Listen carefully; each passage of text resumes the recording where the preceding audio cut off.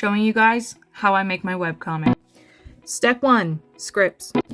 When making a script, you want to make sure that you lay out what page it is and think about how you're going to do the panels, whether they're zoomed in really close on the face or if it's a big scenic shot that shows the environment. You got to think about how you're telling the story. If you were watching this or reading this, what would be cool in the best way to introduce your story in the most appealing, eye-grabbing way possible? And make sure that you have enough room for all of your speech. Number 2 is when you have to take the layout from your scripts and make an actual physical layout with your panels and your sketch. This is where you make sure that everything you wrote in your script makes sense. You leave room for the little bubbles for speech. You make sure you put the action and how it looks. Does it fit right? Does it look the way you want it to look?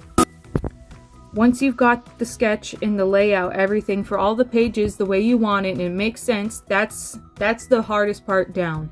Then you have to go and take all of that and do the line art.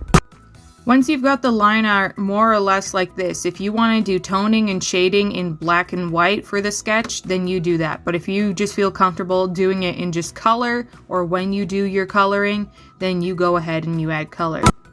Once you've got your line art, and then you do your color, then it's time to do what part I hate the most is the speech, the text, the balloons. The speech. You have to make sure you have enough room, but not too much room in the bubble for it to make sense. Make sure you have the right font that you want. Try out a few to make sure you get the kind that you're looking for. Never forget to add anything that shows movement or action if you can.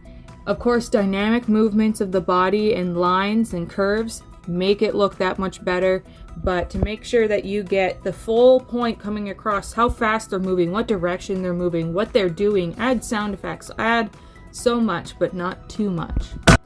And once you have all your pages done, you can do this in whatever software you own. I'm using Adobe Photoshop and Adobe InDesign. InDesign is for the layout and for the lettering and all the words and speech bubbles and stuff, and Photoshop is for all the drawing and fancy stuff.